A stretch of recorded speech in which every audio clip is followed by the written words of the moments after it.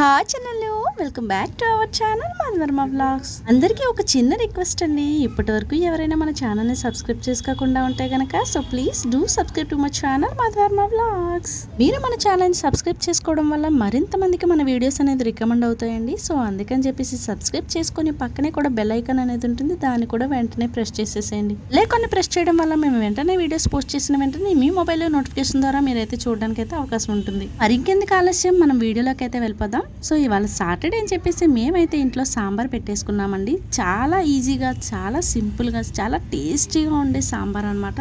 Same as యూజువల్గా hotel స్టైల్లో ఉంటుందండి. యాజ్ యూజువల్గా మీరు హోటల్లో ఏ విధంగా టేస్ట్ చేసి ఉంటారో అంతకంటే బెస్ట్ టేస్ట్ని అయితే నేను ఇవ్వడానికి అయితే ఈరోజు ట్రై చేస్తానండి. చాలా బాగుంటుంది. మీరైతే మిస్ కాకుండా, స్కిప్ చేయకుండా వీడియోని చూసేయండి. మనకి సాంబార్కి కావాల్సినటువంటి ఇంగ్రీడియంట్స్ ఏంటంటే ఆనపకాయ, బెండకాయ, టమాటో, ఉల్లిపాయ, పచ్చిమిర్చి. మీరు కావాలనుకుంటే ములక్కాడ, వంకాయని కూడా యాడ్ చేసుకోవచ్చు. కూరగాయలన్నిటిని ఈ విధంగా నీట్ గా వాష్ చేసేసుకొని ఇంచు సైజులో అయితే కట్ చేసేసుకోవాలండి. మనం సాంబార్లో యూజ్ చేసేటప్పుడు వెజిటేబుల్స్ అనేది కొంచెం పెద్దగానే ఉండాలన్నమాట.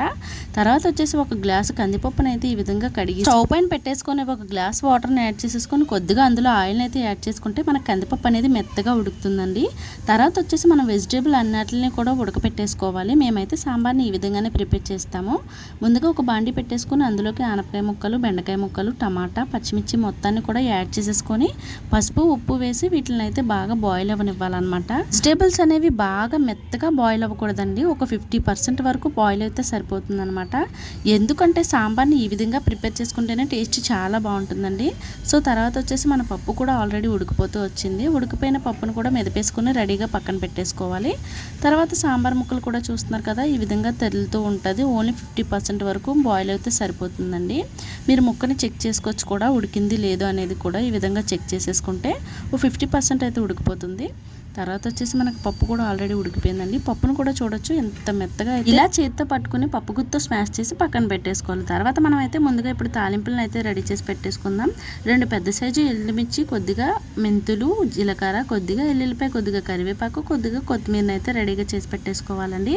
తర్వాత వచ్చేసి మెయిన్ ఇంగ్రీడియంట్ ఏంటంటే సాంబార్ మసాలా. ఎప్పుడు ఇంట్లో సాంబార్ పెట్టుకున్నా సరే సాంబార్ పౌడర్ అనేది కన్ఫర్మ్గా వేసుకుంటామండి. ఎంటీఆర్ సాంబార్ మసాలా అనేది ఖచ్చితంగా ఉండాలన్నమాట. అప్పుడే సాంబార్కి అనేది ఒక బెస్ట్ టేస్ట్ అనేది ఏర్పడుతుంది అనమాట. సాంబార్ పౌడర్ వచ్చేసి ఓన్లీ 5 రూపీస్కి మాత్రమే దొరుకుతుందండి. తర్వాత చూసారు కదా, పప్పుని ఈ విధంగా పప్పు గుత్తుతో మెత్తగా స్మాష్ చేసేసుకొని బాగా పేస్ట్లా, ప్యూరీలా చేసేసుకోవాలి.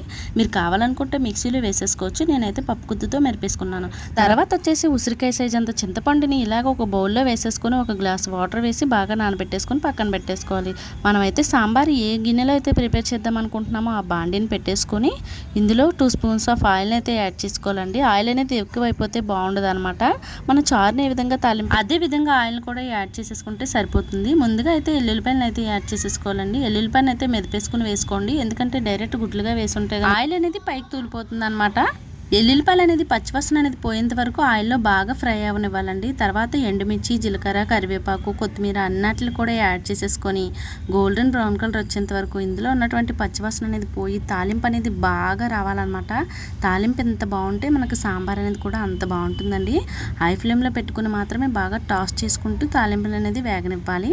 సో ఈ విధంగా గోల్డెన్ బ్రౌన్ కలర్ వచ్చేంత వరకు బాగా మెదిపేసుకున్న తర్వాత ఇందులోకి మనం ముందుగా చూపించాం కదండి ఎంటీఆర్ సాంబార్ మసాలా, హాఫ్ ప్యాకెట్ని అయితే యాడ్ చేసుకోండి. మొత్తాన్ని అయితే వేయొద్దండి. సో ఎందుకంటే ముందుగా యాడ్ చేయమంటున్నానంటే మసాలాలో పచ్చివాసన అనేది కూడా పోయి ఆయిల్లో బాగా ఫ్రై అయితే టేస్ట్ అనేది చాలా బాగుంటుందండి సాంబార్కి.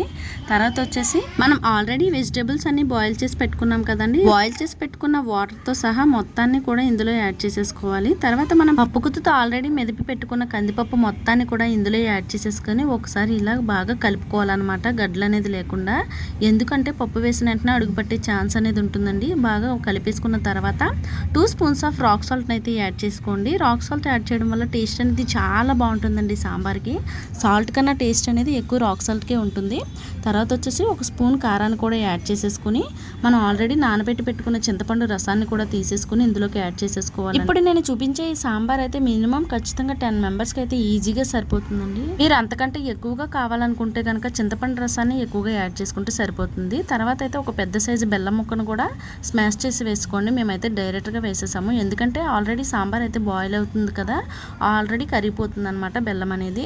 బెల్లాన్ని యాడ్ చేయడం వల్ల స్వీట్నెస్, పులుపు, కారం, ఉప్పు అనేది బాగుంటుంది అనమాట టేస్ట్ బెల్లాన్ని యాడ్ చేయడం వల్ల. సో ఫైనల్గా మనకి సాంబార్ అయితే ఒక 15 మినిట్స్ ఇలా బాయిల్ అయిన తర్వాత ఫైనల్గా కొత్తిమీర వేసేసుకొని సర్వ్ చేసేసుకుంటే మనకి టేస్టీ సాంబార్ అయితే రెడీ అయిపోతుంది. యాజ్ యూజువల్గా హోటల్ స్టైల్లో ఉంటుందండి. మీరు కావాలనుకుంటే పైన కొబ్బరి తురుమును కూడా యాడ్ చేసుకున్నారంటే టేస్ట్ ఇంకా ఎక్కువగా ఇంక్రీజ్ అవుతుంది అనమాట. వీడియో నచ్చితే లైక్ చేసి షేర్ చేసి మన ఛానల్ని సబ్స్క్రైబ్ చేసుకోవడం మాత్రం మర్చిపోకండి.